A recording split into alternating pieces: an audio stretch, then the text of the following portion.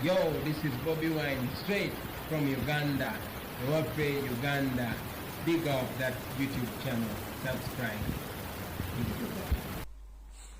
Akalozo kalero kali ekagenda eri bannayuganda mwenna gy'osinzira okuwuliza video amannya mugamanyi sijja googera naye njala kusooka olwali kutwala okusaba kwange egyenna gy'oli nti bwe nzijano ku social media kano kalowoozi bwe nzijano ku social media okwogera ensonga zino mba sigamba nti sirina byakukola ebyokukola mba mbirina nennumirwa nnyo munnayuganda oba owagira enkyukakyuka oba otawagira nkyukakyuka kubanga nsigala nina ekinyumiso ekingamba ffenna tuli bannayuganda tuli baddugavu tuva ku kontinenti y'emu tufuna okusoomoozebwa kwekumu tuyita mu bizibu by'ebimu ate mmwe munyigirizibwa munyo olw'okuba nti mmwe ekibiina kye muwagira ekiri mu buyinza ekitabayambye kyekinyigiriza naffe abatabakiwagira kati basaagala ogwe mu buzibu nga nsobola okutaasa n'okubula information eriwo kati njala bategeeza newankubadde oyinza okuba nti nze mpagira national unity platform Robert Kyagulanyi Ssentamu ye mukama wange president njagala nnyo otwala obudde lwaki yowuliza ku video zange ojje mbyojjemu bisobola okutaasa ggwe ng'omuntu ng'ojjeko eby'obufuzi bitadde side njagala buli lwa video yange eno obeeko ekintu ky'ojjamu weekengere kubanga tugambye embuulire tefa yonna information kwe tusinziira okufuna ebyo bitubeezaawo mu bulamu n'okumanya kikigenda maaso mu ggwanga ne bw'ogamba nti Lumbuye nze simwagala Lumbuye wa Nuupu Lumbuye muganda wange ekiri owa Nuupu kyekiri n'owa NRM era ebizibu by'ogenda osanga owa Nuupu byasanga n'owa awagira ene by'ogenda osanga niyo olw'okuba mulina mentality egamba nti omuntu obanga tawagira kibiina kyempagira ngenda mufuula mulabe no togenda kubeera mulabe kubanga nze nzija kuwa information sijewa wa Nuupu yekka njiwa buli munnayuganda yenna amanyi nti saagala afune buzibu yansonga lwaki nzija ne mbabula information esingako obungi so njagala buli video gyenkola twala obudde giwulirize jjamu ky'oggyemu by'otayagadde kuwuliriza bireke wali ompulidde bulungi bireke wali olw'ensonga tekijja kumbeerera kirungi nnyo gye ndi mu bulamu bwange nga nsanze omuntu atawagira nkyukakyuka oba wagira gavumenti ng'ofunye ekizibu kyekimu n'owa Nuupu kyafuna ng'ofunye ekizibu kyekimu omwana ali mu kiyumba kyafuna so nga ate wandibadde weetangira ebizibu ebyandibadde biva mu bintu ebyo Museveni yakwata media n'agiteeka waagiteeka n'abateeka mu kattu nga temusobola kufuna information entuufu okuggyako bayimba obuliibi kati kyenjagala bajja mu kusiba obwo mbasse mu grade endala bwe musobola okuba nga osobola okwerowooleza n'ofuna information okusinga ku eyo gy'olowooza nti yabadde ekuyamba teri TV radio station muntu yenna munnabyabufuzi agenda kukubula information agenda maaso mu ggwanga kubanga bonna twalonda bantu tetwalonda Katonda omuntu akyuka essaawa yonna alinga kiri kya budde oba alinga kiri kya nkuba busobola okukyanga omusana gwakappereketya zigenda okuwera ssaawa nnyo ez'okumakya ng'ebire bikyuse bireeta nkuba wegwe tutamunnabyabufuzi kati njala bategeeza gwe okuggyako nga ogamba nti obwongo tebuwulizaako wadde okukyuka awo ojja ofulira obuzibu naye obanga osobola okukyusa obwongo buno otunula mu nsonga endala ojja kuba wettanidde bulungi nnyo ensonga enkulu kati ngenze ku kigularo gikyaleero era ntumeddeku mwe abanyumirwa akanyumiro kano ak'ekigularo gi kansubire nti muli bulungi era njala tandika n'ekigularo gi kino olwaleero ekigularo gi kino kigenda kusinzira era ku mboozi ebyabufuzi njagala mbatwale mu makuumiro g'ebisolo eby'omu nsiko kwe kugenda okusinzira ekigularo gikyaleero amakuumiro g'ebisolo oba kye tuyita game parks mubeeramu buli kika kya kisolo kyonna ekibeeramu naye mulimu ebisolo nga byo ate biyimiriddewo ku bisolo binnaabyo ngera bimanyiddwa nti ekyo kikusala mu maaso kigenda kukulya kati NRM ng'ekibiina ky'ebyobufuzi ekyabba obuyinza ngenda kitwala nti bawampologoma bwe bannayuganda ffe busolosolo buno bwonna obusigadde bingi ti owagira Nuupu bingi ti owagira FDC owagira DP owagira CP ffe busolosolo buno obusigadde kati empologoma bwe ziba zitudde mu miitingi yaazo nga mulimu enkazi ensajja obwana n'obukyali mu lubuto buteesa engeri gye bugenda okubeerawo n'okufunamu ebyokulya bo zo zibeerewo kati ffe be bateesezza okulya ate ebiseera ebisinga twesuleegwa naggamba ntitasobola kutegeera nti omulabe waffe ali ogwo ye wampologoma kabeere wampologoma ng'omusanze enkazi ajja kulya kuba omusanze nga musajja ajja kulya nekyasooka okukola kwe kunywamu omusaayi bwakunywamu omusaayi ayinza okukkuta ennyama n'agirekewaawo kati zino empisi endala ne zijja ne zikola ki ne zirya kyegeza kukutegeeza kiruwa ffenna bannayuganda yoseeri tihabuliro tebasire mutano wakale jensi yateza musezidde bw'atuula ne banne z'empologoma tebalina kirungi kye bateeseza mu Uganda okujjako kukamula n'okukubba n'okukutta bo kye bateesa kyekyo naye kati ggwe bateeseza okubba n'okutta lwaki ate tufaayo kulabula nakwebereramu kutegeera kikigenda maaso mu ggwanga ne wesirayigwa naggamba ne bamaliriza nga naye bakuliddemu ekivundulwa nti olwaliro mulabe bulungi nnyo omukulu eyita omukulu omukulembeze w'eggwanga ayogedde akinnambuka ng'asaatuuka ebigambo ayogera bwabyagala akangaza neŋŋamba woyita miniti zindako omukulu ono alowooza alina endagaano ne Katonda oba alina obulamu obw'obulala busukka ku bwalowooza ng'ebigambo byogeranga buli lwayogera tasobola kuwa kintu kyakulabirako kyaliwoko mu Uganda ensonga azirambulula asinziira mu 1986 ye walowooza nti Uganda we yatandikira ku ye n'atamanya nti Uganda yaliwo era n'abakulembeze abalala bye yasangawo yalowooza yabitandikako muwulidde bulungi bwe kyapa abadde asoma okuva mu 1986 naye nga bwe nabagamba nti ono omwami ye yeeyita clever kubanga ye kyakola tasobola kulambulula issue akulimbira mu figures n'akulimbira mu bintu gwe byatasobola kulambula bulungi bulowooza nti akutegeezezza kumba bakubuzaabuza mukulu Yoseti bafuna tobasala mutala wakati yensireeta muzizidde oyogedde ebigambo bingi nnyo ng'otudde n'empologoma zo empologoma zino mwe muli baminisita mwe muli ab'amagye muwulira MP abateeseza okubabba ze tuyite empologoma kati muganda wange gwe akasimba akagabi ng'oli eyo okyosidulye gwa naggamba muve ku mpologoma empologoma zijja balya zibamalewo okutuuka nga mutegedde ne mwekolamu omulimu ne mutandika okulwanyisa empologoma ezo bwe mutakikole empologoma zigenda tuya zitumalewo nga tewali muntu yenna azikubye ku mukono kyekibadde ekigulalo kikyaleero kankifundikire wano ngende ku information entuufu eyandeese era ntandise bweti buli muntu ali kuno njagala okukwata essimu yo eyabuyonjo okakase kyembagamba nti zino mpologoma zajja kutubba webukeredde olunaku lwaleero ku mitimbagano egy'enjawulo bataddeko nti omukyala Mama Sadolini ono w'ebibombolo alinga entulege ne munne oli eyayika Windows amumyuka mu kubiriza parliament omu bamuguliddeko emmotoka n'endala ejja ne bakugamba nti emmotoka eri bajuguze obuwumbi 2,800 emotoka gye baguze Benz kika kya Mercedes Benz S500 gye baguze naye emmotoka eyo njagala mbategeeza mazima gali nti kwata essimu yo genda kugolla Moses okebere emmotoka eno egula $11,110 ensimbi zo mu America latest model egula $11,110 ez'essente zo mu America neboziza mu pound era tezingira $15,000 bobanga omaze ojjukula ku buli kimu okutambula okutuuka e Kampala eyinza okuggwera $15,000 ejja $.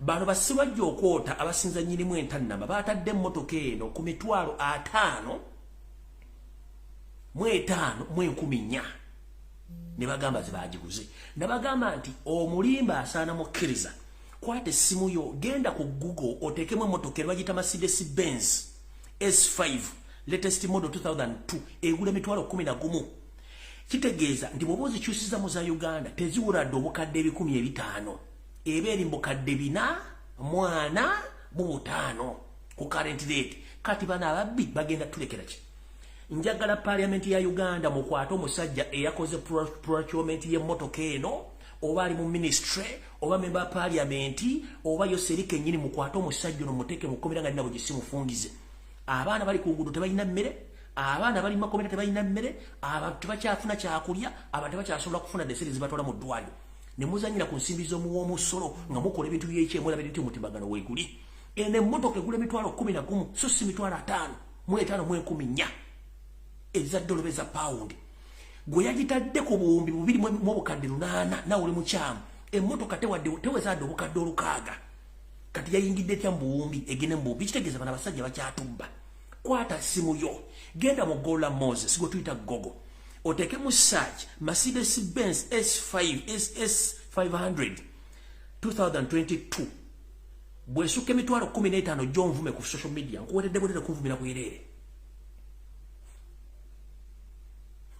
olyoka otegera nti zino empologoma sajja tulya kutumalabo zino sere za muwa musolo naye eyakoze procurement ku mmotoka eno asana kwata ne bamuteka mu acid n'ebisonzo beteka mu acid n'asidira mu yokukola semanti yagenze tukoyo obubbi amalayo temuli ddagala abasirikale si basasule ne speaker alina okugulu kumu alina amagulu abiri alina amaaso abiri alina ebitundu by'ekyamba kimu kyokka nababe naye ng'atula mu mmotoka gyagamba nti yabuwumbi bubiri kiki mwe sijja kulekana nammwe njagadde bategeeza nti bano abasajja babbi era mulekerawo kubba bannayuganda eyo sigenda kulwayo okujja kukutandika information entuufu ntandise bweti buli munnayuganda yenna alina essimu yo eya buyonjo gwe mulundi ogusombye okwogera ekintu kino nga wali gyesitalinga ku mobile money nzize njogera ebintu bino okumala emyaka 2 bya mobile money ne bank nga mulowooza nsaaga olwaliro video evuddeyo nga customer yeekolikodinze video n'agitya ku social media neyetabula tugipostinga bw'oba oli eyo ng'olowooza information gye tukuwa si ntuufu nkusaasidde kwata essimu ye eya buyonjo naddala mu abaana bali mu diaspora be bajjako ensimbi zammwe nababudde ekyokukola mukimanyi bulungi nnyo nammwe abali e Kampala mwesonyi kituyita mobile money mukyesonyiwe n'okuterekako ensimbi zammwe mukyesonyiwe kuba bagenda babba ensimbi bazimaleko kati olwaliro njagala kutegeeza bannayuganda buli alina akawunti mu banka ya Uganda wenna genda mu banka okebere account balance wo ali ku account yo ntegezeddwako bakiranti nga mukaaga okuva mu Centenary Bank okuva omugenzi Dr. Sepirian Kizito Lwangaro yafa Centenary Bank eri mu kufafaagana nga ntungo eziyiika obubbi obukudde ejjembe ku nsimbi z'abakasitoma ku banka account ez'enjawulo buyitiridde nti oyinza okubolooza naye obukadde bubiri bagenda okusindikira message ng'olina akakadde kamu mu emitwalo 6 ng'emitwalo 4 gigenze teri agimanyi ekikutte njagala kutegeeza munnayuganda alina ng'olina bank account mu Uganda genda mangu na bugisi bufungize obuze bank bakuwe bank statement yo era bakuwe kye tuyita bank balance ali ku account yo lwojja okuprovinga nti byenjogera bituufu mwenna buli alina account mu Uganda genda ocekinga essente mmeka z'olina ku account ng'obudde bukyali otherwise wandifukifuwa ng'okiza munda nga ssente zo bazibba namwe abantu balina ssente mu Centenary Bank okuva omugenzi Dr. Sepirian Kizito Lwangaro yafa banka yayingiramu abavandume ababbi abatuusi bali mu kwagala kusuula banka eyo ssente zammwe ziggibwako akawunti nga temumanyi kino nkirako obuvunaanyizibwa n'omuntu wa luganda lwange kyamutuuseeko abadde alinayo ssente eziwera agenza okuddayo nga ssente zeetoddeko nga tebalina explanation nabadde eryawo nga nfunye abantu abasukka mu 10 nga baŋŋamba ekigambo kyekimu enamba yange eya buyonjo eya WhatsApp mugimanyi buli afunye ekizibu ekikwatagana n'essente ze ku account sindika message n'ebifaananyi ebiraga sisobola kusoma nnyo wadde bank account njagala ku exposinga banka za Uganda obubbi buli banka za Uganda mukitegere nti ensi we tulaga nfu kati ntandise video all right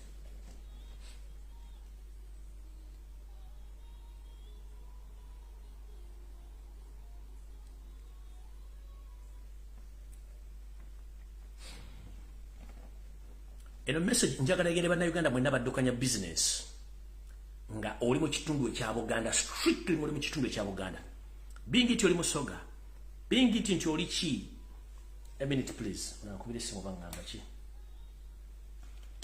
hello Bisat Sonrabi Bisat Sonra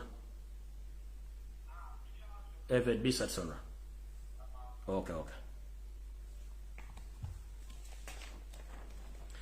eno message njagala egenderi bannayuganda mwenna baddukanya business mu kitundu kya Buganda strictly baddukanya business oba oli muganda oba oli musoga oba oli munyolo oba oli muki njagala otega amatu owulirize bulungi nnyo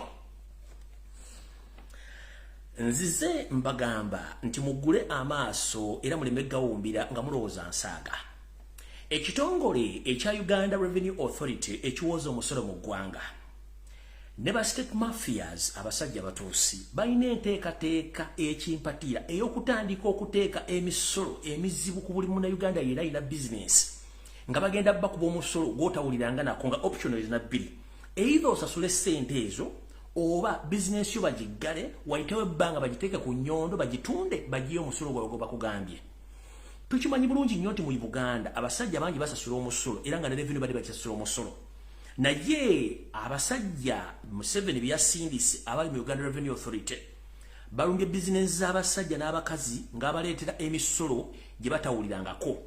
Bw'obanga obadde osasula obukadde 10 mu business yo buli mwezi, kati kigenda kwetaagisa okuba nga osasula obukadde 50 buli mwezi. Kati bagenda kujja nga bakubisizzaamu emirundi katabalika bakukwe omusolo gw'otamanyi. Nfunye information okuva mu kampuni ez'enjawulo naddala bannansi abaddukanya business ng'ekitongole kya Uganda Revenue Authority kibalumba ku business zaabwe ne zikikubako amakufulu ng'abaleetedde emisolo bo kye batamanyi nako. Era bakugamba either pay or we close your business, and if you don't clear out all the pending taxes, your business is going to be put on auction. Bakugamba bati nti sasula emisolo gino oba business yo tugigale, ate emisolo bw'otagirongoosa business yo tugenda giteeka ku nnyondo tugitunde nga tewali muntu gwe tugenda kwebuuzaako.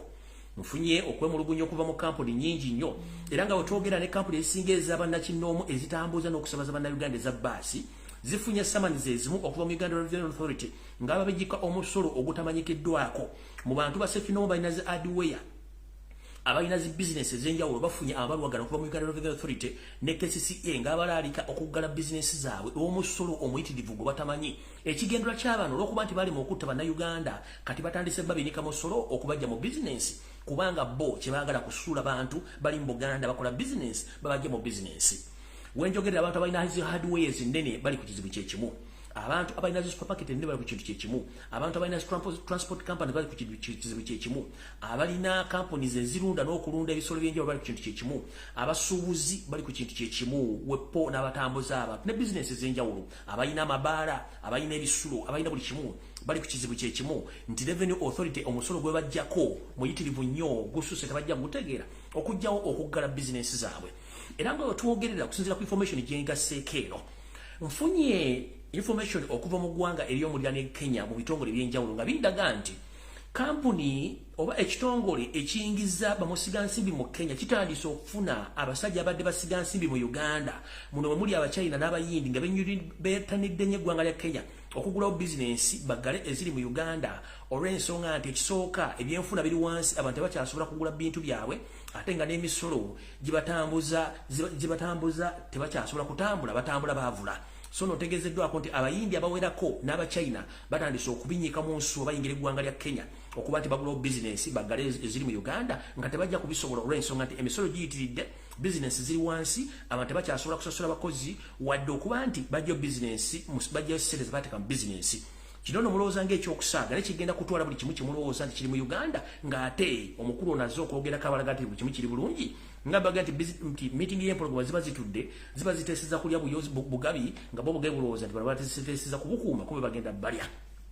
Ngenze mu maaso eno message nga sinagenda kunda, njagala bazadde mwenna muwulire bulungi nnyo. Enteekateeka namutayiika gye nakuba emabegako ne balowooza nti bagifuddemu ekyaliwo. Ekikwekweto okugema abaana bammwe ekyobuwaze kigenda kutandika nga kiwomeddwa Minister of Health n'omukyala Mama Assassin. Naye ekikwewuunyisa ekikwekweto kino bakikola mu Buganda wokka. Njagala kubategeeza nti abaana bonna bali ku masomero bakolanga embogo, abaana bonna bali ku masomero balina ssenyiga balwadde, bingiti bali mu kisiro oba bali mu dde. Kitegeeza ki? Kyonna ekyabatuukako Allah yasinga okukimanya. Enteekateeka eno baagala kuba baana bano ddagala, eddagala lino effu. Mugenda tandika okulaba abantu bazikirira mu mamotoka, abantu bafuna blood clot, abantu ng'afa bufi, kansa agenda okujjira kumukumu, okera okuzuukusa omwana omuli nga tazuukuse, omwana atandika okwesiba mu nkula nga yeefunze oba nga yeetuzze nga takyasobola kukula. Omwana gwe bwoka emirembe batandika okufuukuka ensusu babe nga balabikanga ebintu bitategerekeka. Mu kino kikendeeza ki? Kino kikendeeza baana mu kitundu naddala ekya Buganda. Ngenda kubira omulango ogutakungula mwenna abazadde, bw'obanga omanyi nti omwana mufuna mu bugubi oba okyagala abaana bo mubajje ku ssomero mubafune ba private teachers mubasomese. Bw'oba candidate student muligestaringe afune private tutors oba abasomeseze waka, muve mu byokwemamaaza bagenda battira abaana bammwe. Nkiddamu, muve mu byokwemamaaza bagenda battira abaana bammwe. Mujje abaana mu bisulo, mujje abaana mu masomero, mufune ba private tutors. Bw'aba candidate ngali mu candidate class, lwakiri mufune private teacher amusomese agende olunanako libuuza ddeyo, otherwise mugenda kifuwa nga mukiza munda. Ekyokugema abaana kyayiseewo era bakikkiriza bagenda bagema by force, naye bagenda bagemera abaana bammwe batandika okufuukuka ensusu, beetugge mu nkula, batandika okufa ng'okera ku makya ng'omwana yafudde nga yazirise yagenze, oba okubanga omwana otogenda kuddamu kulabako sanyiri mbeerako okuggyako nga gwe kyosuubira okubanga oyagala. Ekyo kibage bulungi nnyo, ekyokugema abaana okuva ku myaka 8 okutuuka ku myaka 16 bagenda kiteekawo nga tteeka kubanga baagala kukendeeza nnamba y'Abannayuganda naddala abantu abasangibwa mu Buganda. Kiri gye muli okutola information yange oba okugireka mugirese gwe kinaatuukako tonkubira nduulu kubanga nze nkugambye kyenkugambye kiwedde. Dr. Ruth Acheng eyeyita omukulu akulira ekitongole ekya ministry y'ebibala mu ggwanga kansubire nti oli bulungi gye baliko gye otuusaako engalo. Obaddeko mu ggwanga lya Canada ndowooza wakadde Kampala, wataddeyo tweet ng'ogamba nti ekirwadde kya COVID kyeyongedde mu Uganda era kisinze kuva mu bitundu by'e Kasese Fort Portal, era n'ogamba abantu baddemu bambale masiki, era ne ku mawuli mutandise etambuza ekiboozibozi kyammwe ekya COVID-19 well and good mwe bali nnyo baliri njala kutegeeza Bannayuganda. Nga bwe nabagamba nti Muhoozi Kanyirupama Muhoozi Laaga Lukwata Junior talina wasobola kuyita mu ssemateeka wa Uganda kufuga ggwanga Uganda okuggyako okuwamba. Kati abasajja bano batudde mu ngalabi zaabwe enkalu, mayinda bagamba emitwe gyabwe mikalu nnyo, brain za monke, okutegeera balina kwamunguuba nnyo okuggyako okukosa emmundu kyekyo. Ne bwe bazza mu reasoning tebasobola ku reasoninga. Mu resolution gye bafunye bagambye tuzze ekiboozibozi kya COVID-19 oba kya ssennyiga lumiimamawuggwe tukiteeke mu bantu tusobole okuteekawo omuggalo ogwokusatu, nga bwe tuteekawo omuggalo ogwokusatu muno tujja kuba tusobola okuba nga amagye gokka ge gasobola okuba gatambula ne poliisi. Awo tulyoke twekole ekigero Muhoozi Kanyirugaba awambe. Mu kuwamba bafunemu obutakkaanya naye nga buteeketeeke, tugambe nti Mugisha muntu yateekinze over ku lw'abantu naye ng'ono asigadde alina powers. Nabaga muteeka amaaso gammwe ku Mugisha muntu. Oyo is a deadly poisonous snake ali awo atudde. Deadly poisonous snake Mugisha muntu. COVID-19 propaganda and blackmail agenda mu Uganda. It's a well-planned move for a coup d'etat in Uganda. So whoever thinking that in Uganda we have Senyiga 17 no. It's a well-planned move to bring again lockdown so that the coup d'etat which was planned previously can be implemented. Because constitutionally Muhoozi is not eligible to stand in any position of leadership in Uganda. So now they are planning a coup d'etat. But how? Now they instructed the Minister of Health to come out using his social media platform and all media companies in Uganda to start promoting Lumbuye 19 so that they can set a second or a third lockdown. In this move, if they bring back lockdown, that means they are going to be curfew.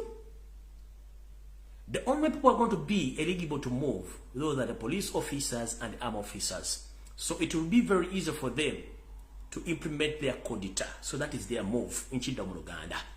Mukyalo Ruth Acheng munango moyimirira nga balugu ayuga akwata ku mutuba ng'oyimiridde simanyi bw'ogenda mu maaso budda babega kuba ndakula bano ku kisaawe ng'ozza okunnoonya. Munnange kino ekiboozibozi kya Mukama kyeyakusindise ne speaker ono Mama Sadolin Lususu n'abatulege azze n'akyogerako nti ennamba za COVID zirinnyalinnya. Teri meeting ya mpologoma ebeerayo. Obwana bw'empologoma ne butategeera. Ngenza okulanga Mama Sadolin n'abatulegazi amayi wa kala nyingi tugenda kala nyingi nga nayaze. Simanyi we are facing a crisis of COVID-19. Yes. Tumanyi buli kimu kye mwagezaako okugamba. Ekituufu kiri tuli mu nsi enkuba gy'etonnya omusana ne gwaka. Tetulina winter season. Twakitegeera Senyiga Lumbuye akolera nnyo mbunyi ffe tetulina bunnyogovu. Tukimanyi bulungi at night mulina nenyize muyisa ne mufuuyira ebintu ebitategereka mu bbanga. Abantu ne bafuna ebifuula bafuna Senyiga. Jjukira buli lw'okabeera omuntu nga already alina ekifuba alina Senyiga. Already results zigenda mulaga nti already ali infected ne bu virus mugenda gati COVID-19. Okitegeera kati ebiragala mufuuyira ekiro mu bantu ne bafuna Senyiga ne bafuna ekifuba mumuyita Senyiga Lumbuye 19 takyaliyo mukulu takyaliyo. Tukimwe mwagala kuleta kudita ne mmala biseera mubeerera ekikudita kyammwe kuba twabategeeza kimu tujja kitegeera. So jera bagamba ekintu kyokka Muhoozi alina okukola kuyisa okuditaye kati baleese ekiboozibozi kya COVID-19 oba Senyiga 19 baleke batiisetiisa abantu bakola lockdown. Please mugikole. Nabagamba buli kye mukola ffe tukifunamu. Nabagamba guwandikola ekintu okulumya omunoozi kangu yambe muyambe ekkiriza. enswaso tano la yerege ngalabi mulete bangi mutuwanguyizeeko in fact newe kibanja mu kitekewo bami mutekewo kibozi kya mu kikule ne media musasule ziyimbe twagala mu kikole mangu bami mutwangu nabaga buli kyemukola ekisokera ddala bambi munansonyiwa nze nabasoma weeso endowooza yammwe ya mungu ba brain za monke kao mentality yabajjudde. You don't think before you act. The moment you sit in the meeting and discuss issues, you just go and implement those issues without knowing the repercussion of the outcomes of the consequences. Kati muri muga tutendete kibozi aniko mugenda fetu chume mwagala kwewamba mwewambe situle kutugana mwewambe in fact mwewambe nane kiroze kiba ku media kuno kumala emyezi nanga njagala kibozi kyamwe kino mbekudda mu kyogera ku mwewambe mutuyambe buyambe mwewambe ne kiganye simanyi wakimu kiganye nenjagala etegeeza abantu ono Luther Achengi n'abantu abatandise ganti waliyo COVID-19 bambi banonye ebintu bibiri ekisooka bagala kulera kibozi kino bakubire World Health Organization ebeka kasente kebawa idea soka idea yokubiri yeya kudita okwewamba okweza obuyinza muhozi kanyirugaba nenga ne muntu mwali ye designer ekyo temukyerabirawo novuddewo ngenze ku kintu ekirala Conspirant yose otuse ku video eno wetwogerede essaawa zino Uganda efuuse ekukusizo ery'ebyokulwanyisa ebigenda okukyankalanya East ne Central Africa. Bukyanga omwezi guli ku nkomerero yagwo nga gunaatera okukugwa Uganda ekukusiza ebyokulwanyisa ebiri mu buwumbiro obumbi obw'ensimbi eza $. Mujjukire nti nabagambako givudde katono nti omukulu Yosef Babula tabasale mutano wakale nsire temuzezedde omusajja omutuusi munnange afuba nnyo okulaba nga atwala empaya ye okugijja mu East ne Central Africa agyongeze ewalala. Nabagamba nti omwami ono yali emabega w'abasajja abayekera abali mu ggwanga erya Ethiopia waggulu eri gye tuyita mu Tigray region abali beefudde ekyo nga balwanyisa gavumenti ya Ethiopia era nga y'omu ku bafanda era baplana abali mu lutalo lwakuba nti balunyamu egerero kyankalana. Wetwogerera Ethiopia bali bagiteekako obutabula byakulwanyisa n'abayekera bali Kati Museveni gwe bali bayisizaamu ensimbi okugula ebyokulwanyisa ng'era tasobola biyisa Kenya bingi za Somalia bingi zaawa nga kyalina okukola kwe kugula ebyokulwanyisa bino nga biyisa mu ggwanga eryalwa n'ebya Tanzania bingire mu Uganda birege South Sudan bigwe Eritrea bivegwe Eritrea biryoke bigwe mu ggwanga erya Ethiopia eri waggulu mu Tigray. Kati ebyokulwanyisa byonna ebimala biyingidde eggwanga byonna part of ebyokulwanyisa munnange ebimu bugenda Congo ebimu bugenda Eritrea olutalo lw'abali abayekera ab'e Tigray. So mukulu nkulamusizaako Yosef Babula tabasire mutano wakale siyereta muzezedde zagabisibe lukwata senior goyinza okulowooza information tusobola tugifuna bulungi nnyo bino ebyokulwanyisa mukulu oli mu lutalo lw'e Ethiopia direct. So I need to inform my brothers and sisters from Ethiopia. Currently we have a crisis in Uganda whereby we didn't elect this gentleman. We elected Robert Kyagulanyi Ssentamu as our current president, but unfortunately this man Yosef refused to get out of the power. Right now, this gentleman is creating more wars in East and Central Africa. He is behind the Tigray rebels in the northern part of Ethiopia. All the ammunitions which pass through Uganda from Tanzania, Rwanda, all those ammunitions, they will end up in the northern Ethiopia in the hands of those rebels are known as Tigray. Those ammunitions, part of them are going to go to Congo, others are going to pass through South Sudan to Eritrea. Then the final destination will be in Ethiopia, in Tigray region. So be very careful and please tell your brother and sister in Ethiopia that Yosef Museveni is among the people who planning to destabilize Ethiopia by supporting those Tigray rebels. And the biggest number of those rebels have been trained in Kachiri, that is Wakiso district. There is a military training camp in Wakiso district in Kachiri area where those Tigray Ethiopian people, they have been trained by Museveni himself to destabilize your country. Nti omukulu takomye kutukuta kukusabya kulwanyisa byonna. Omukulu ono era atambuza n'okutraininga abasajja abateguli abayekera abataganye eggwanga lya Ethiopia mu camp ezimu training camp ezimu mu kitundu ky'e Kachiri mu Wakiso district ng'agezaako nnyo okulaba nti yeefuula nti yayamba ate nga yakuleetinga ensonga z'entalo mu East and Central Africa bwepo era kye kimu ekiri mu ggwanga erya Congo. Ngenze maaso so nga bagay bannayuganda mugende ku akaunti zammwe mukebere ssente zammwe kati njala genda ku bannayuganda bonna bali mu diaspora eno message yammwe. Bannayuganda bonna bali mu diaspora njagala batusako obubaka buno. Njagala mukendeeze nnyo ku maalo, njagala mukendeeze nnyo ku kweraga n'okulowooza nti buli akusindikira ebinnyo aba akusekedde. Nabagamba nti Yoseri atadde ssente nnyingi nnyo mu kulwanyisa abantu abali mu diaspora. Era ndoza mukiri bulungi nnyo. Ennaku zino diaspora yeeyuniddwa nnyo bannamawulire abagenda bajja interview ku bannayuganda abawangalira mu diaspora. Nebuuza omuntu ajja okujjako interview akolera TV ki era interest ye luddawa era afunamu ki yefandinga atyo okutuuka mu diaspora atambule buli wamu wonna atandika okubuuza abantu information ebakwatako. Ekyo nawe sooka okyebuuza. Ekyo ng'okimaze. Lwaki strategic areas mu diaspora ezibaddemu ennyo amaanyi agalwanyisa Yoseri kati ze zijjuddemu nnyo functions ez'amaanyi? Gamba nga abayimbi, gamba nga emizannyo, gamba nga amaato, biki sooka webuuze biki lwaki nnyo functions ziri mu bitundu ebyo? Era lwaki nnyo abantu abasinga obungi mu diaspora ennaku zino mufuna obuzibu mu ngeri gye mubeera mutambula, mu ngeri gye mukolamu emirimu? Nti abasinga obungi ne address zammwe muzito zirakirako abantu kubanga bano abantu balina ekyo kye bakola kye mutamanyi. Well and good, njala bategeeza ebintu bingi bigenda mu diaspora. Nenjala kuwoninga abantu b'e Boston mwenna mu America. Bambi nga nina bugisi mufungize. Community yammwe erumbiddwa abasajja n'abakazi abanyarwanda. Wepo ne sleeper cells ez'aba spies. Bwe ngamba sleeper cells be bambega ababanga ababivuddeko nga tebabiriiko. Naye bamukubira simu ne bamugamba genda okola omulimu guno najja n'agukola. Mu sleeper cells spies systems ezo ayinza nakubanga mukwano ko nga tomanyi kumbe mbega awedde emirimu ng'agenda kujjawo. Kino kigenda maaso mu kitundu ky'e Boston yo bategekedde n'ebintu ebitategekereka bulungi nnyo. Ntegeezeddwako nti waliwo ekyaki ekyaki abalokole etegeka simanyi ekisaakaate ekya Nabagereka mu kitundu ekya Boston. Banani nkubidde reliable sources zange zonna mu bantu abalina obuvunaanyizibwa ku nsonga z'Obwakabaka bwa Buganda ne baŋŋamba function tebagimanyiiko.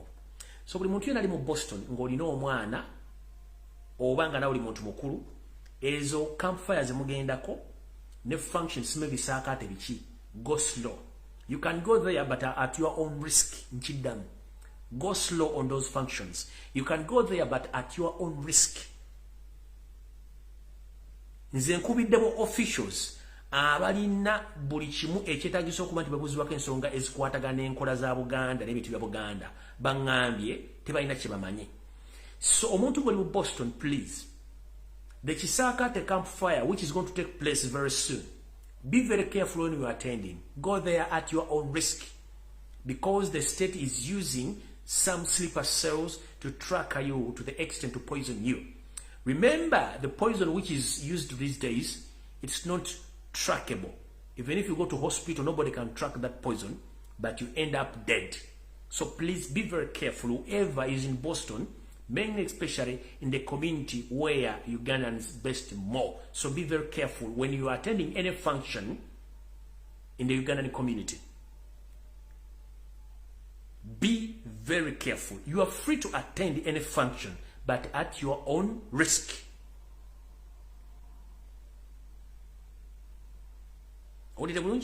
You are free to attend any function, but at your own risk. The outcomes are not going to be good as you think. I'm supposed to be muwulidde. Kiri gye muli ogenda ku functions mwagala. Naye genda ng'okimanyi tebinaavamu tebijja kuba bulungi. Ekyo nakyo nkimaze saagala kiddamu. Naye nga mubeere beegendereza nnyo. N'ekirala, mwegendereze nnyo abantu abateeka functions nga tebabadde mu community zammwe obanga bali mu community zammwe. Ng'oli ategeeza function togitegeerako. Be very careful nnyo nga togitegeerako n'ejjayo n'egwa bugwe. Kubanga abantu abasinga bakola function zino n'ateekamu katuge emitwalo ebiri egya $, function netaweramu wadde omutwalo gwa $. In return n'aba nga tafuddeyo tafiiriddwa. Weewuunya waliwo akolerera amabanja, teri akolerera amabanja baloosi mu business, but weebuuze agenda kigattawo atya papasiye oba ekigendera kyabadde ky'okuteeka omukolo ogwo. Okitegeera kinjala osooka weebuuze oli ategeeza function agitadde emitwalo ng'ebiri egya $. Nga badde asuubira bannayuganda kiba kitegeeza nti ku bantu abanajja yabadde alinako tageti ze baamutumye. Kati wafuna tageti ezo olwali aba yafunye edda bonasi wa ssente ziri ezigenda okujja ezibadde zigenda okujjuza omukono ogukola. So mwegendereze nnyo. Weebuuze omuntu akola omukono aguteekamu ssente empitirivu nga temanyi income na expenditure ye nabanga ne beguba gumusaze he doesn't care oba she doesn't care so ko yobuze aba afunira mu ludda kubanga baba ina target zabagala kufuna mu ngeri owe mwendala kubanga tugamba nti omuntu oyinza okubanga ogobe message jikuba n'okubiramu ebikuba byonna n'obiyiwa nengo yagadde message jikuba kati kyekikula kya Museveni ekyo ayinza okuba yagalamu abantu babiri nateeka function ya mitwalo 3 ejja dola ne zifiirayo nenga gwayagadde target yakoze eki agifunye mukozesa obwongo bwammwe ate mbeere bulungi nnyo nga mutegera bulungi ensonga ziri okwenda n'obulamu bwammwe gye buli awo sigenda kulwawo nammwe mwebereremu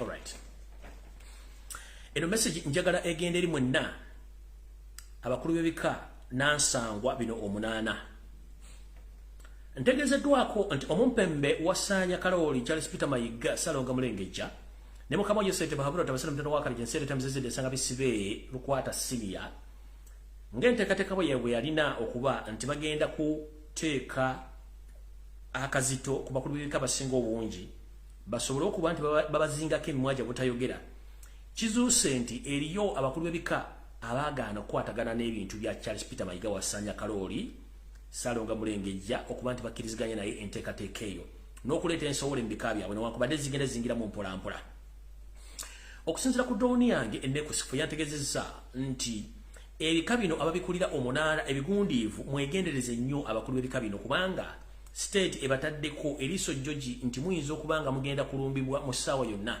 mu ngeri y'okubayirwa kalyo kawulire namwe muveewo Mayiga asobole okukola byayagala ebika bino wammanga abakulu babyo mwetegereze nnyo mwegendereze nnyo muno mwe muli ekika ky'emmamba emmamba zombi eyagabunga mwegendereza akulira ekika ky'emmamba eyagabunga n'ekika eky'emmamba ekirala nammwe mwegendereze omukulu akulira ekika ky'olugave naawe gy'oli yonna weegendereze omukulu akulira ekika ky'engeye naawe weegendereze nnyo akulira ekika ky'enjaza naawe weebereremu akulira ekika ky'effumbe weebereremu jjajjange Mazige akulira ekika ky'empindi weebereremu naawe akulira ekika ky'engonge naawe weebereremu mufuuse Kagumba weegoge eri oba mufuuse Muziziko eri omumpembe wasanya Kalooli Charles Peter Mayiga mu nteekateeka ye egezaako kuteeka ensowole n'okugendeeza amaanyi g'ebika bino n'okubisaanyaawo nkiddamu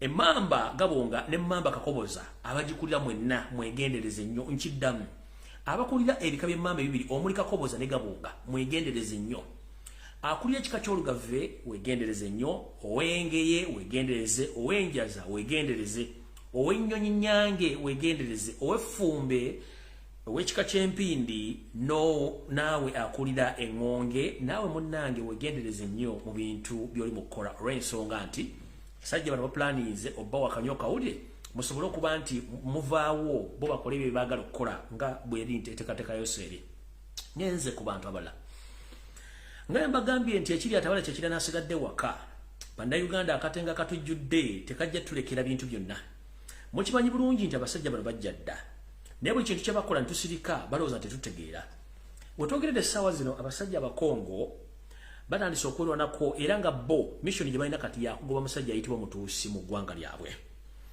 tetuwagira nnyo bikolwa byakutulugunya bantu naye omuntu bw'onyigiriza nnyo ennyindo etuuka neereeta omusaayi abakyala n'abakazi n'abasajja n'abaami mu ggwanga erya Kongo batulugunyiziddwa nnyo be baleetebwamu birwadde bya buli kika be battibwa be bookyebwa be basimibwa mu ntaana eza buli kika okuteekebwamu nga wetwogerera essaawa zino bafungizza bagamba nti kafuuwe omutuusa okusigala mu ggwanga lyabwe kino nno kigenze ku mutendera gw'ensi yonna naddala ku social media obutambi butambudde naye kyavudde mu butambi buno kwe kuba nti nfunye amawulire mu sosi zange ezeetagisika ne ziŋŋamba nti ne project gye bayita Visit Rwanda yandibanga eri mu lusuubo olw'ensonga nti abakulu abakulira ttiimu y'omupiira gye tuyita Arsenal Football Club batudde mu kafuba k'enjawulo ne bateesa okuba nti bandisazaamu endagaano yaabwe gye bakola n'eggwanga lya Rwanda okubateeka ku mujozi gwabwe ogwa Arsenal nga bavumirwa ebikolwa ebyaggwanga eryo bibikola mu kkongo ly'okutulugunya abantu n'okuyingira mu nsi etali yaabwe okuculugunya n'okutta abantu mu ggwanga eryo so muwulira nti Arsenal nga ttiimu esazizaamu endagaano yaayo ne gwanga erya Rwanda omuli project Visit Rwanda muno mwangende n'ensolo zaffe zonna zimala mu Uganda. Kino kitegeeza nti kano kabonera kalaga nti abasajja beerwanako wabawo ekikolebwa ne bwe tuteeronako kiba kitegeeza ffe tuba kikolebwa. Mu kino bategeezezza nti ensolo zaffe zisinga obungi zaatwalibwa amataka gano gasengeddwako abasajja n'abakazi abanyalwanda bavudde mu ggwanga erya Rwanda erya Congo.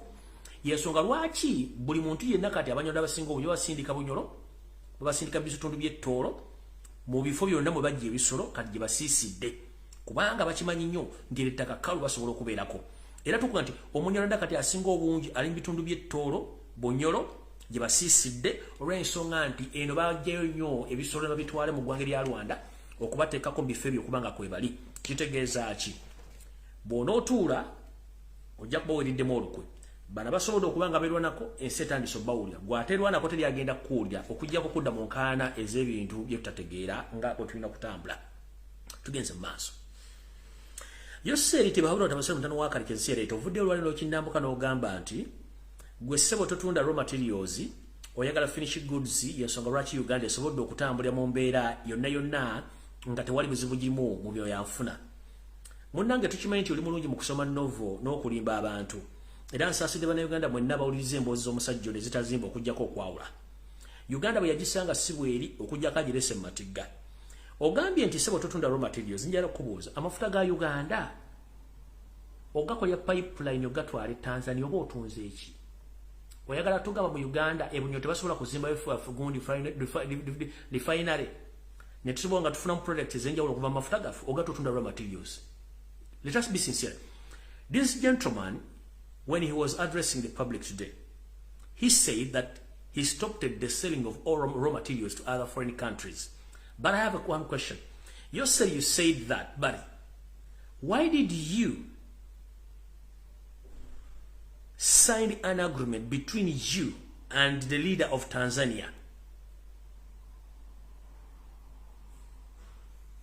to sell our crude oil to foreign countries? Because it is crude, is not well refined. That means you've already sold our raw materials to other foreign countries.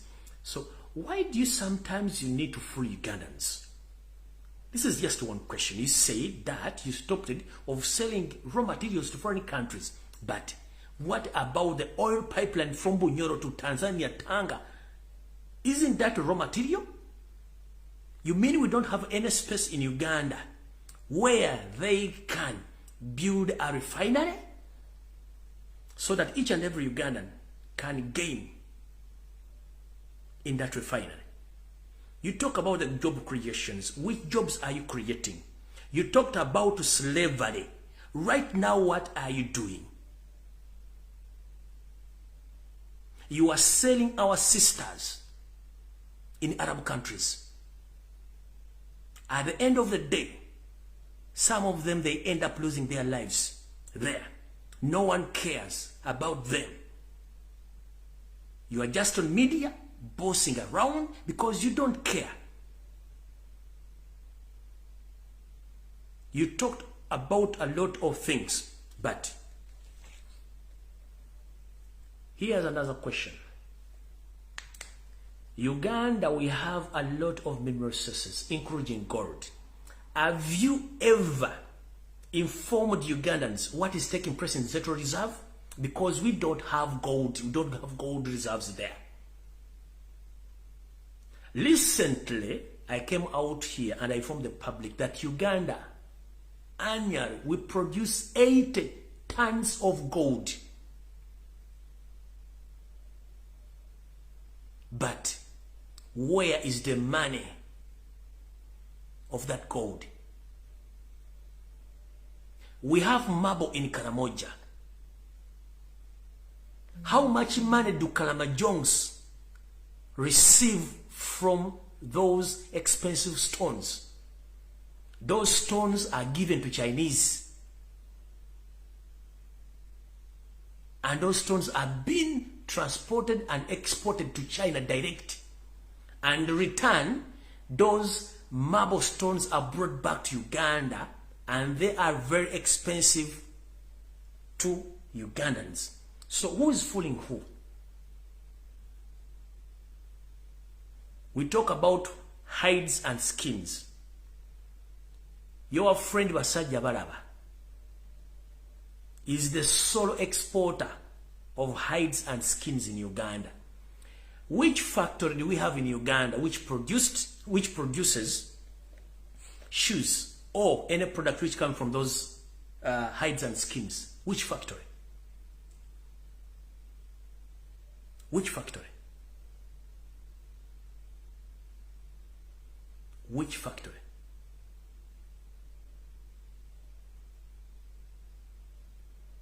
Right now you came openly and say that you met Petit, the one who was claiming for our coffee.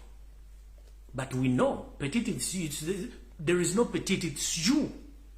You are the one who want to monopolize coffee. But right now you are deceiving the nation that you met Petit. He had an deal or an idea of putting of adding more value on our coffee. But if I may ask, you think all the previous companies which were set by Ugandans to add more value on coffee, on our coffee, what went wrong with our companies, including the Uganda Coffee Marketing Board? What went wrong? You just come to the public, you deceive people, and they clap because you are good at convincing. Let me inform the public right now, and this message goes to all Ugandans. I'm here to inform you that don't be lied by that gentleman. He had been camouflaging that he's good in economics, but two, he's a failure. Because previously we asked him about his academic qualifications, he failed to produce those academic qualifications. As we speak right now, you don't know what is taking place in Uganda. The rise of prices of commodities in Uganda, those are well planned, moved by Museveni to collect more taxes from indigenous Ugandans. Do you know the owner of Starbucks petrol stations across Uganda? The owner of Starbucks petrol stations in Uganda is Yosef Tibahabro, the son of Karekezi, with his friend Luto, the aspiring candidate of presidential the aspiring candidate in Kenya, Luto. So whenever you find Starbucks fuel petrol station, that business belongs to Museveni and Luto. That's why previously himself with other government bodies, they came out and they said that we are intending to demolish some petrol stations, main especially in Kampala and other outcuts of the country, including on highways, because they want to monopolize fuel in Uganda, because it's the one who owns Starbucks fuel stations.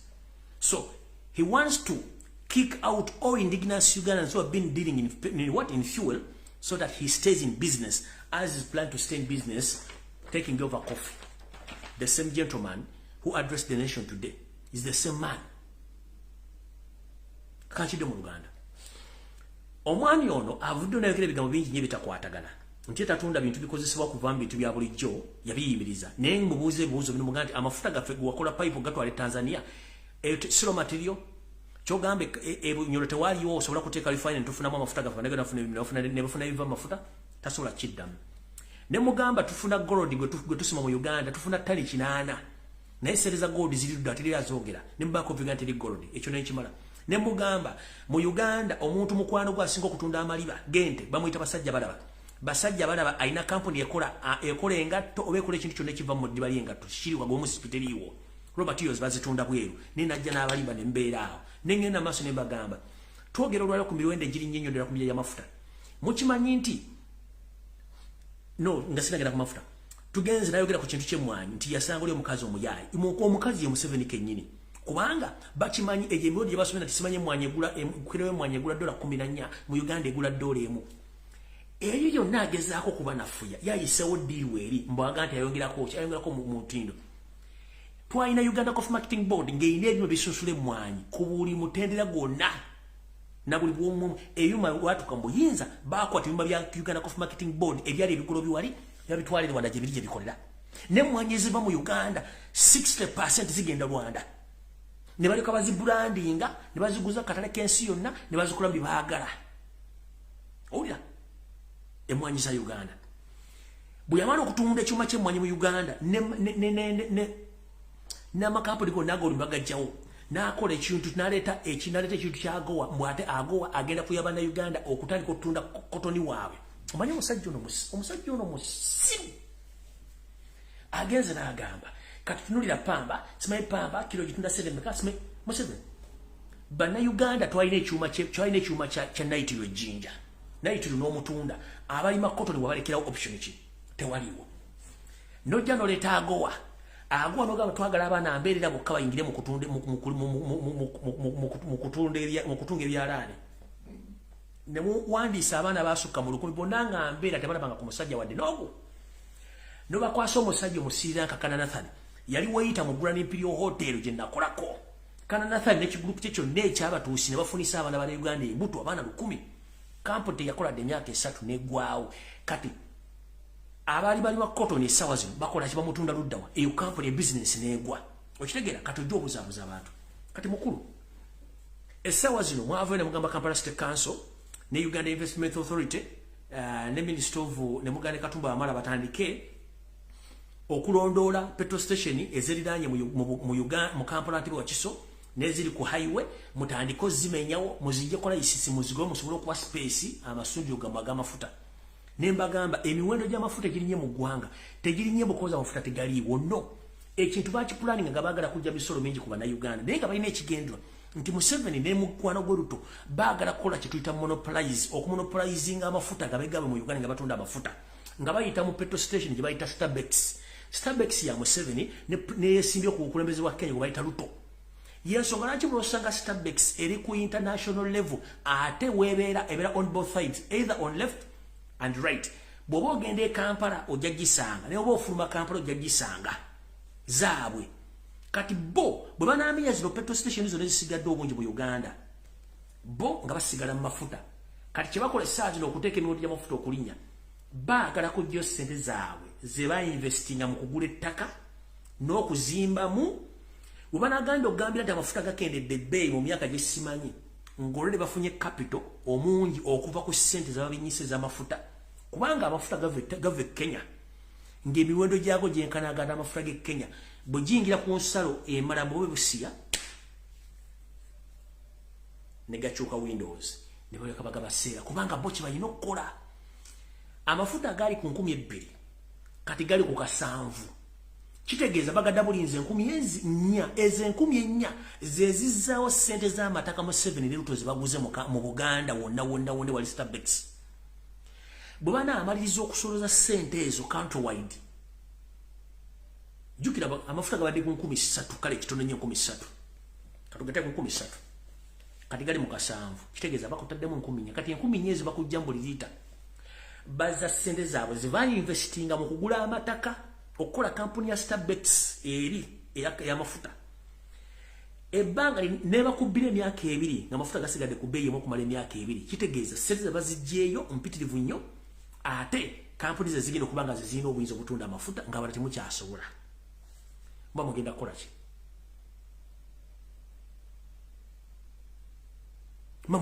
ki ekyo tuyita monopolizing bagezaako bizinesi zonna zijja mu bannayuganda bonna bo basigaze bizinesi kyovula n'ekyamafuta wasooka webuuze lwaki baga nti petrol station bagenda tandika zimenya tebazikiriza kubeera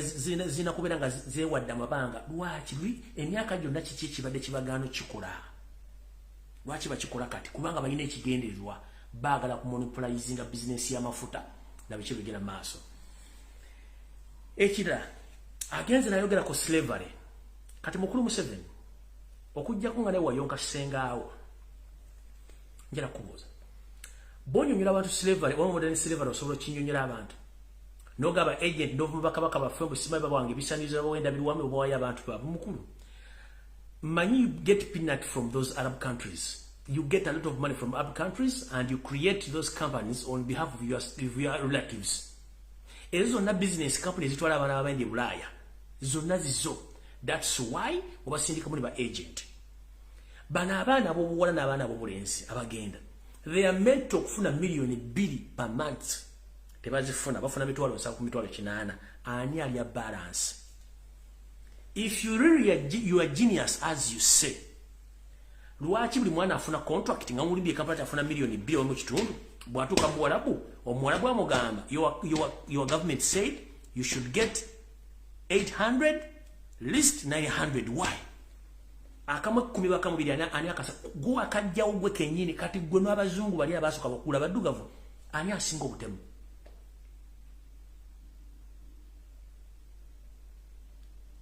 gwe n'abazungu bali abatwala bajjajja fani asinga obutemu.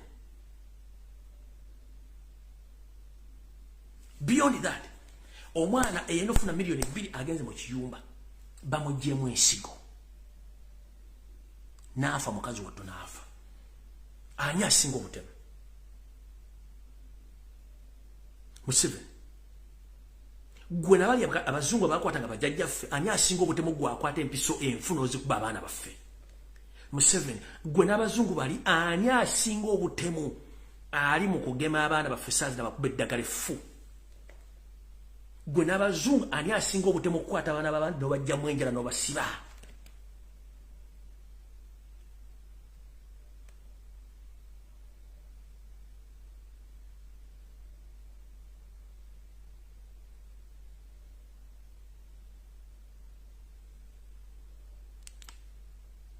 Ani asinga ogwo obutemu.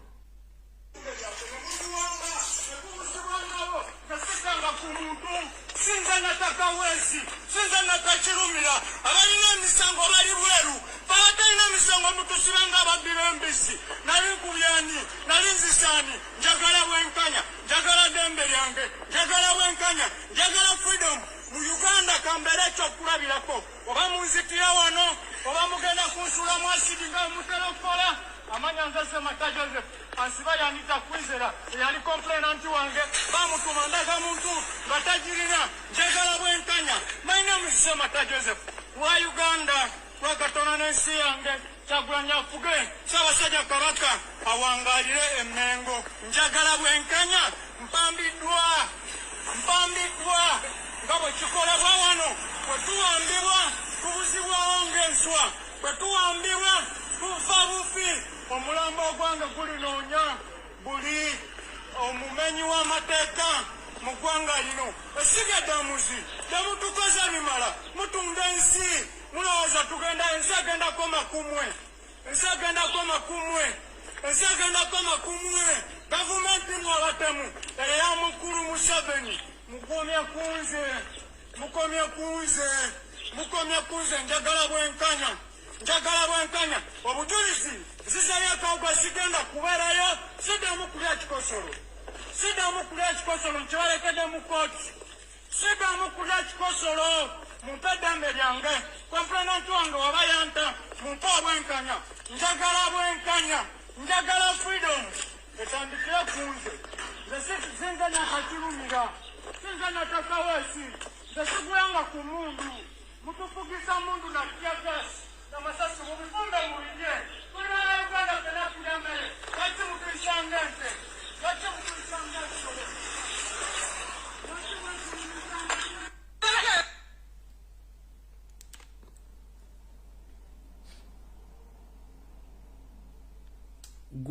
gwe ebigambo bejja noyogera n'obulira abantu musibira mu bbwa kyasinga gwe,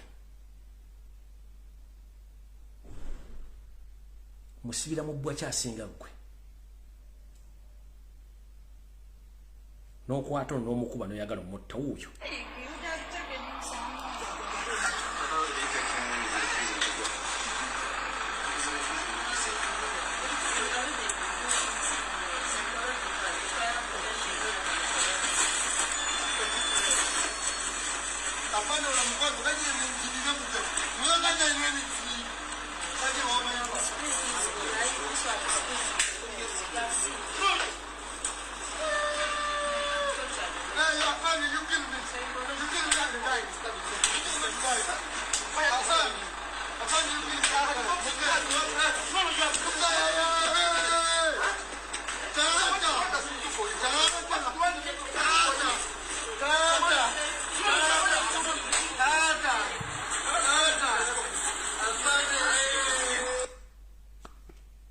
Omusajja omukulu watuukira okuyita kitaawe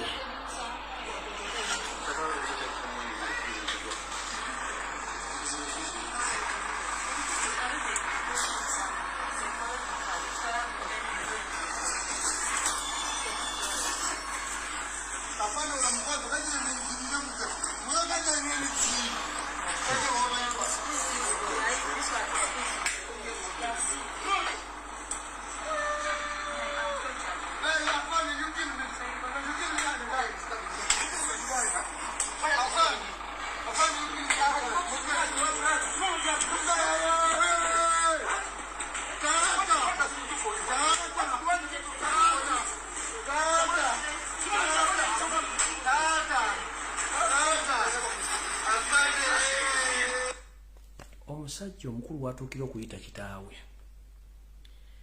Tutera nnyo okuyita abazadde abakyala, naye omusajja w'omukubira n'ayita kitaawe. Omusajja omukulu w'omukubira n'ayita kitaawe. Mu buli kizibu kyonna ne badde neekonya ekigere mpita maama, naye omusajja w'omukubira n'ayita kitaawe.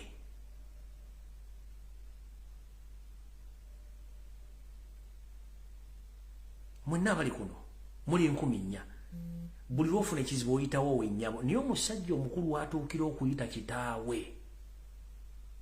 Ate wulira omusajja kawe Masaka kuba ayita taata, watuukira okuyita kitaawe.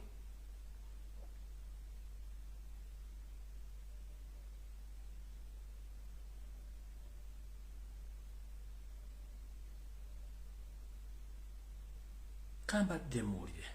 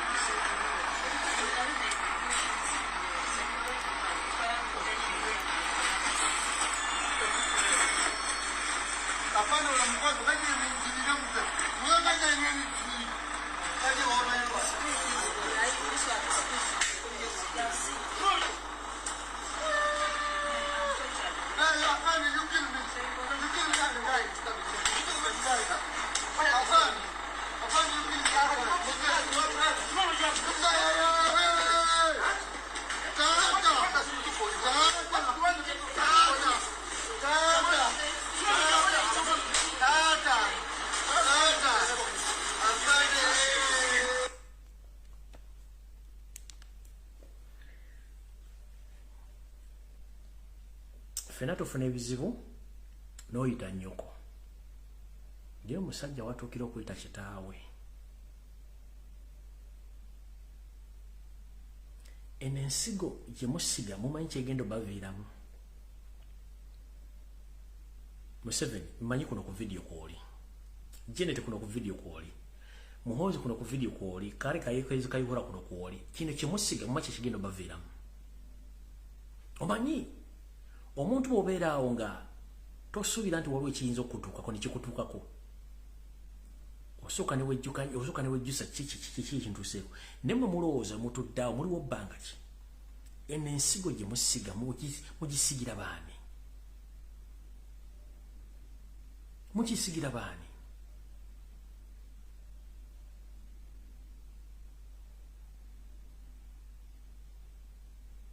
Natasha oyina abaana, Dano oyina abaana, Patience oyina abaana, Lwabugo oyina abaana, Muhoozi oyina abaana. Muhoozi nategeddeko mukazi wo Susan Luchamuzi yafulumya eggwanga, if I'm not mistaken. Yafulumizza abaana. Nentegerako nti ne Patience wafulumizza abaana bonna destination obatolwa Ethiopia, if I'm not mistaken. 2 weeks back, and wakuba na missing information egibagamba. Abaana bemukukusa mulowooza gye bali banaabeera safe, teri bana Uganda. Manyi, apart from politics there is reality. Apart from politics there is reality. What you sow is what you reap. What you sow is what you reap. Obukama buno mwoleso kuba bana b'abantu. Obukama buno mwoleso simwe mwina obusungu. Let me tell omuntu asinga okuwa omusungu wafera omutemu ye muntu asirise, kubanga wakola ekintu ojja kwejjusa. Mwe kubanga muli ba intruders, you are foreigners, you are refugees. But you keep on torturing Ugandans to the extent. It is very rare a man to call his father in such a situation. Normally we call our mothers in such a situation.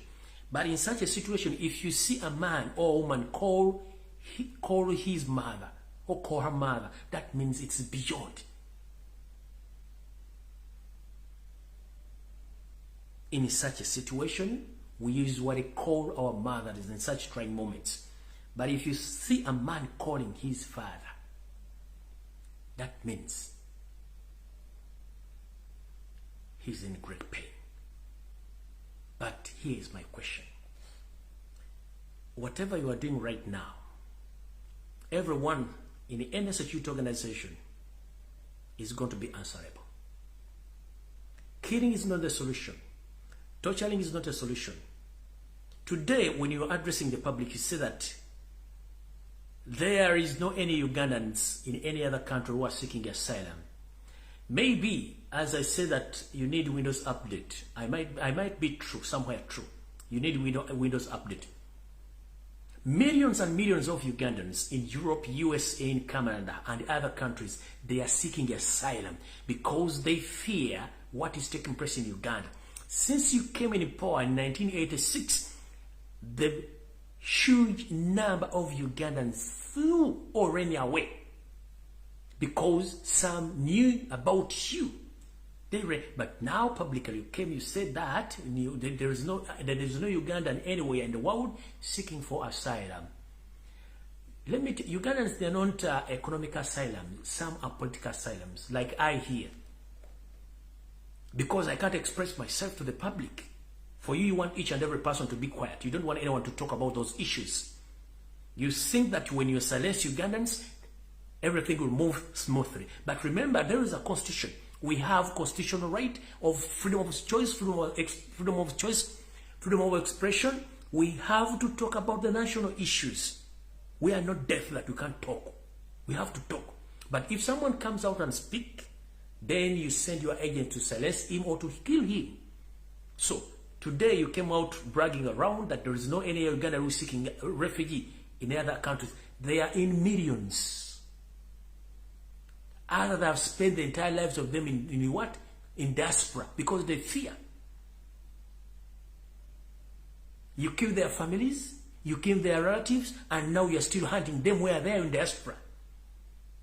And you are bragging around that there is no Uganda who is seeking asylum. I'm here to remind you, you came from Rwanda when you were a teenager. What chased you away from Rwanda, again will chase you out of Uganda. Museveni, get this from me. What chased your mother and your father from Rwanda and brought you to Uganda? The same thing which chased you from Rwanda is the same thing which is going to chase you out from Uganda very soon. Ekyakudduse Rwanda, ekyadduse nnyoko ne kitaawo okubaleeta mu Uganda ne musiikinga asylum nga refugee. Kintu kyekimu kigenda okujja mu Uganda kikudduse nawe ogende mu nsi endala osawo obuddamu ng'abala. Tugambye byaffe ebiddiringana. Mulimu okutegeera. N'otuna omusajja ng'ono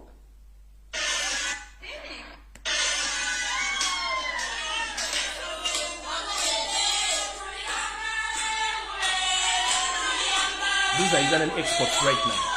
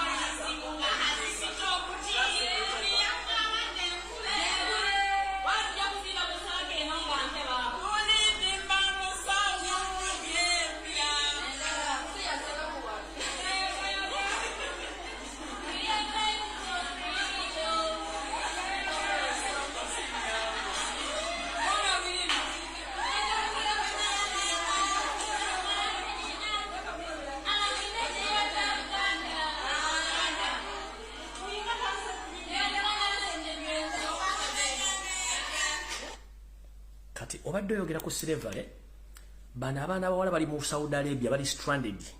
Kampuni zo ze zaabaleeta Saudi Arabia bali stranded. Bagiwe Uganda bayiwa mu Saudi Arabia balinga binyonyi tebalina mirimu. Bawulire sigenda boogerera beeyogere bo kennyini. Oyogedde about slavery. Ani akusinga okubanga baabo Kweyongede.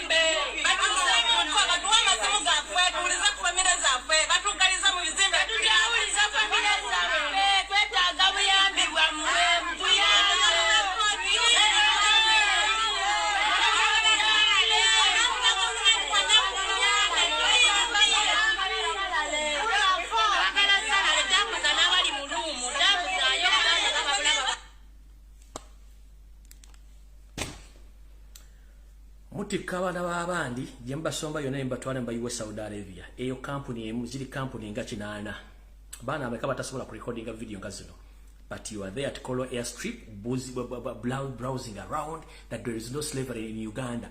You are the master of slavery in Uganda as we speak right now. These companies belong to you. These companies now that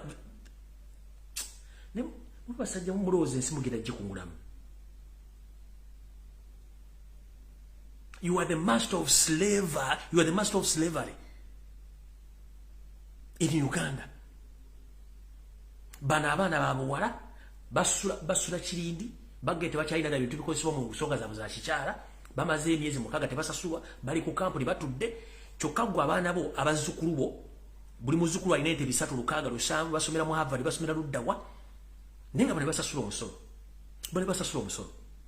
Omwana ono yajja ina contract ya milioni 2 mu kitundu natuka mu Saudi Arabia tugenda solution mitano sawa kinana na sindike emitwalo kinana ne kigende Uganda gituka Uganda nga muzadde wafunye emitwalo 5 asatu ani agabba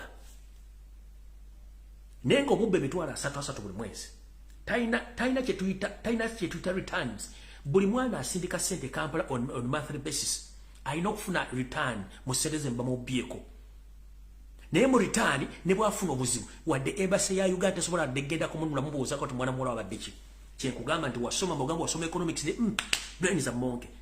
If you don't care about the taxpayers no gambo wasoma mwasomera ludda lumwe. You milk the cow without feeding it onofuna otya amata era ogenda gitunda ngo maziji ko gitunda bajirinya batosobola kubanga mute mwasoma muloza kimukubba ubbi. These are taxpayers. Ono mwana katugende abana bali milioni mu Saudi Arabia. On monthly basindike mitwalo kinana. How much money is that? Ngojaka mitwalo 3 papa so nezisemeka. Te wali asobola kubala kintu ekyo kuba buli yakola company n'okubba gwanga. Ze $10 ze semeka zingira buli mwezi mu Uganda ze semeka. But what are returns? What are the returns these girls they gain in their streets? Bafuna much. This is a national export. Previously, we used to answer questions that what are the cash crops of Uganda. We used to answer coffee and cotton. But ask the question now, what are the main cash crops of Uganda? Or are the main exports of Uganda? They are maids and security guards. But remember, all these girls are educated. And those boys are educated. But they lack what to do. But you say they're keeping on creating jobs where? Whom are you fooling? Ugandans, they pay money, they pay tax on monthly basis, but they gain nothing. Katika nsoka nchiwa kuli chino ngafundikira video. Buli munda Uganda aliye. Buli sente njosasula. Obo musolo manyinti ogusasude watu ogusasude. Omusolo ogw'omwezi begugwako oyina okufuna kye tuyita returns. Obo mwaka begugwako oyina okufuna returns. Katujigane nti mwezi oyina okufuna returns. Returns zeziriwa.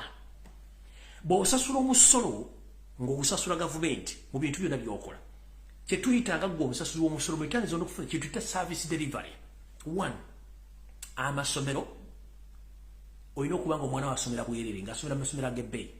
2. Amalwaliro galina okuba nga galina eddwaliro nga n'ambulance ekukima anytime.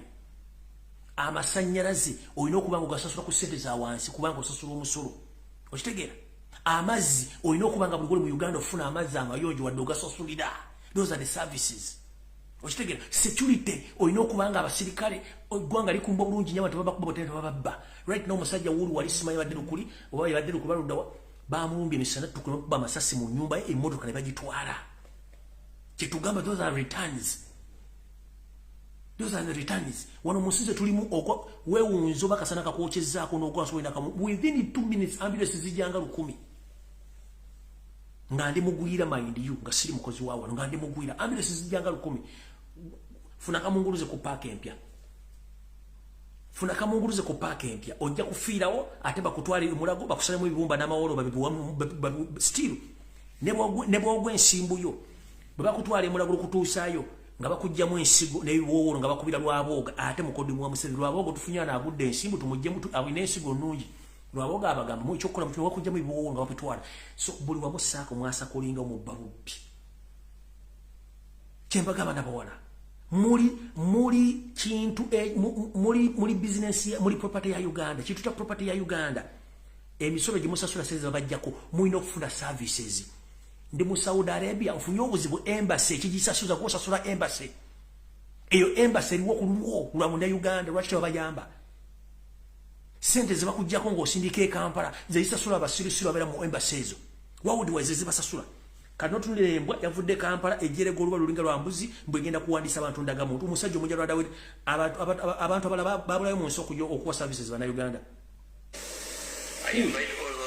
Ali Dubai, mulabe wuuli. for registration. Yena tulage chikoli. Mutulage. And the requirements to bring on that day should be your identifications. For example, a passport. So on that day it will be on 3rd and on 4th. 3rd and on 4th of June you'll converge. Sisobola kumuwa credentials zange oyo n'abantu abalinga abo kuba tubakuuye ate mugenda kubonaabona mbwa mmwe mugenda kubonaabona omwana we muli ku baana b'abantu mubatulugunya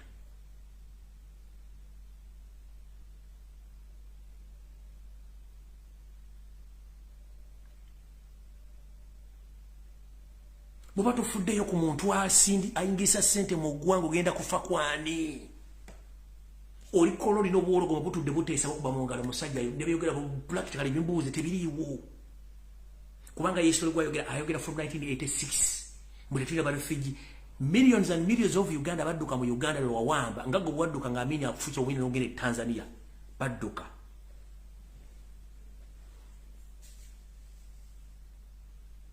Kati muri ku media mo suppressing abana tebagala kuogera. And this message go to all Ugandans. The moment you go silent about national issues, muwedde. Museveni kyasinga okutya mu nsimu tati assassin naye ate kyebayita ekigambo. Kati mwenna abaana bali ku social media ngenda bagamba. Let nobody intimidate you. Let nobody controls you. Speak your mind, you get about you know against your country because you have your constitutional right to speak on national issues. If you don't want to talk about your national issues, remember, every month you pay taxes. But what are the outcomes of those taxes? Osasula emisolo mwezi kusente bakusalako zoga abantu b'emitwalo 5 basatu ziragaluddawa izo ino okubuuza sente zayo zikola mulimu ki ngenze kwemba sibanzigalidde ebweru ani akugalidde ebweru nga gwe mukamaawe. You are the boss of those people in the embassies across Arab countries and the other European countries and you are the bosses of those people. Kubanga sente, you are the taxpayers' money kubufuna omusaala. Emotoka javuga sente zizo, emotoka jali ya sente zizo, residents jaswa sente zizo, babuza. Kwa tabagala mukitegere.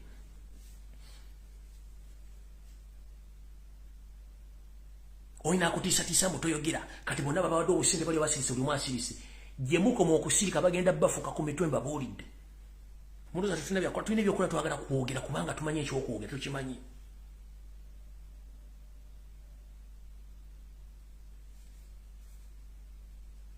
Mukaba bakumira takumira mpera tusinkana na kuluna video mbanji maze abayina sente mu banka mugende mukibere ku sente zamwe abayina sente ku mobile money muzijeko ngana bijisimu fungize bamuna agana zitebye nkwata abazadde okugemesa bana mu kimenya mateeka temukiza kugema bana bamwe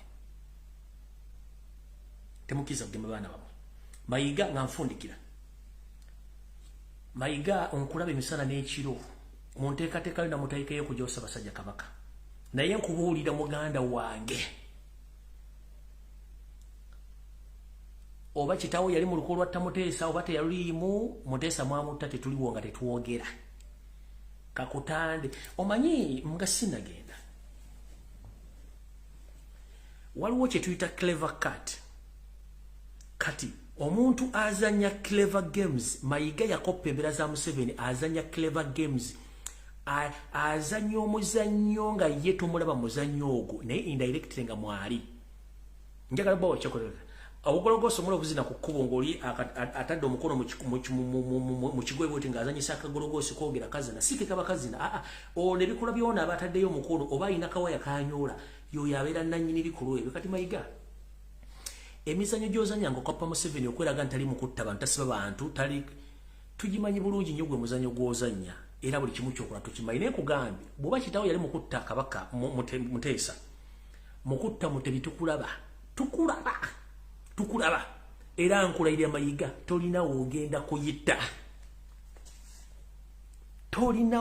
kuyita ekikulwa ky'olimba kiyita naggomola oba satiririgo ekikulwa ky'olimu olimu satiririgo ekyokwagala okutta empologoma ya Buganda nkulaba went akuwakwata kafu ogezezaako okutambula ku basawo okunsindikira abatemu naye nkulaba akuwakwata kafu y'empologoma temujja gitta kubanga olina information tugirina oli mu lukwe luno waletamu bulungi nnyo n'akato akasembyeyo gwe wakamuwadde buli kimu tukimanyi bulungi nnyo gwe ne bonoozanya smart games mu clever card maama tukulaba buli kimu kubanga Katonda yasinga ekwe kati munne tuna wogenda genda era ntumidde ku mwenna abasajja n'abakazi ba Kabaka bakyagawombidde bagamba yigaye Katikkiro wa Buganda ono ye mutemu wa Buganda nambeemo mukulu nkulaba kola buli kyokola naye nsi ekulaba ojja tegera kibayita omuganda nga nigiwagula amayumba mu diaspora tosobola kugabiramu ate omuganda awalana simanyi oba okimanyi munnange mayiga nkulaba ku mpologoma ya Buganda olwaki nja kusulwa nga ndi ku kyoto nkuma omuliro naye nga nkulaba abatta muteesa bannomanya kubanga olugero naluwulya ne ŋŋamba singa naliwo mu biseera ebyo nga bwe ndi wane nsobola okuleekaanamukko kati mbalaba nja kuleekaana ezo ensonga zammwe zemuteeka mbu simanyi mugenda tandika okuteeka ebiwozibozi simanyi alwadde simanyi alimu obulwadde simanyi alimu alaje kasasiro wakali alaje bwate bwabeera kati bweyalola alaje kati ali kuki nkulaba buli kimu nkulaba nkulaba waliwo n'egyogenda eyo okukola dduyiro yo n'omumbejjoomu information ngirina naye olwokuba nti sala nnyo okuswaza bambejja ba Buganda naye nawe omumbejja weebeeremu ku bintu byomukola ne mayiga mbalaba droniza zibatambulirako mayiga nkulaba bulungi nnyo buli kyokola waliwo omumbejja gw'otambula naye byomukola byonna bimanyi nesaagala kuswaza mulembejja oyo naawe saagala kuddamu kuswaza weebeereremu naye ekikola ky'okusanyawo empologoma ya Buganda kyonkulaba nembaga nti kulasiti nze nja okuba omuwanguzi wano kulasiti nze nja okuba omuwanguzi wano wendi kano ka video mukategeke mbaga Mayiga Christ nze ngenda okuba omuwanguzi nga godduka misinde oddusenga nabisi ate Abaganda kati ate Abaganda sibagenda okunonya eri abantu abaagala Kabaka Mutebi n'Obuganda oba Bakonjo oba Kiga oba Bakinga baagala be bagenda okunoonya nze nga ntudde wano ndi ku kazi kange nnywa nga mutemu baga temuyisa mu kiryo kyange muyiteeti temuyisa mu kiryo kyange nze ndinywera akazi kange wano wente ati bonda abali bavuma Lumbuye nga nze batunuulidde bati mbagambe nja kubeera nokulasiti nga nze muwanguzi temukimanyi naye nze muwanguzi empologoma kyannomanya okusoma history wasa Edward Mutesi engeri gye bamuttamu kubasinga nalona ne badde njasama nga bwe njasama kati kwene empologoma gye mmanyiko genda bako gye bansomesa tujja kuluuta nkulaba wonna mumbejja webereremu webere mbalaba bina gye muzanyira mbalaba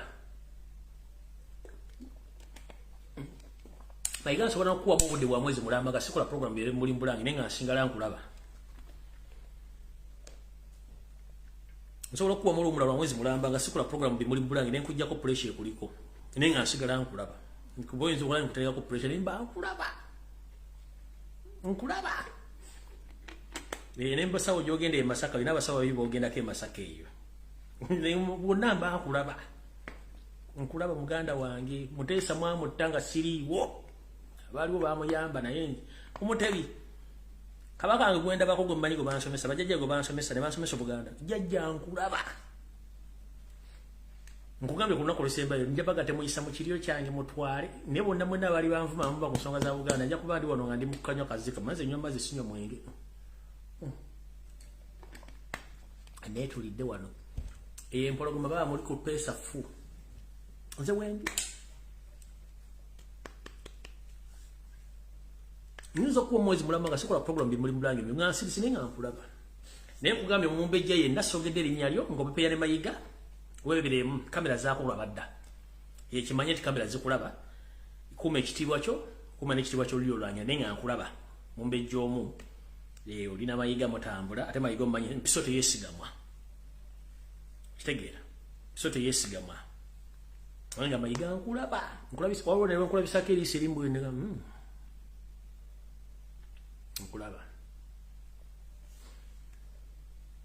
nkulaba ne Museveni mbalaba mwenna mitingiza muzimbeera mulaba basajja mwenna bali emmenga bate mbalaba ewe ndi wano ndi ku Mutala Nsumba kwentudde jjajjange mazige yafuga empindi wendi mbalaba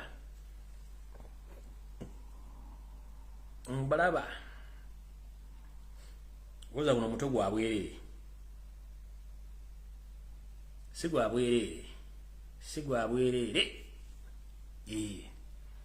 waliwo nkozeko kawuntaataaka muganda agenda kunono enkulaba wagenda ku musawo kikuolwo wali onkozeko kawuntaataaka naye nensituka waliwo ntutte naye baba mba nkulaba engala bisi yawe toloza netisa ensujju mba nkulaba mukulu tambula naye nakugamba gyonookomekoza okuntambulirako ennyo mu nsonga ezo ojja kutomera ojja kugwa kwa kisine tojja gitegeera nkubuulira waliwo omuntu wawe oba agenda kumusawo oba agenda Ttanga oba agenda ludda wa nazuuka omuntwala nga wait a minute lindako naye nze nkubuulira genda mpola ojja kutomeza emmotoka nze nga sikutteko moto mu bluetooth ojja kutomera loole nze nkubuulira ng'otambulira ku nze gwe sooka webuuza embaddewo nti ebbanga lyonna mutambudde ku basawo bonna ojja kutomera omusirikale yennyini akuuma avemu yakubba essasi nga tunatuuka nakufa naye ngaekikubya essasi tokimanyize nkubuulira Katonda gwensinza munene nnyo ate akyankuuma nkubuulira Katonda gwensinza aŋŋamba nzijejogere bino munene nnyo kino nkulabula bulabuzi va ku mpologoma va ku kutambula ng'otambula simanyi ologenze ojja kwakiside yo mu kusirikala akubba essasi naye nga naaliko ki nze tomutegedde nze nkulaba byebyo Mukama bakumira takumira mpeera mbaagala nnyo tusikana olunaku lwonna lwonna bandajagadde okudda naye nga mwebereremu. Yo, this is Bobby Wine straight from Uganda. Ewaffe Uganda. Big up that YouTube channel.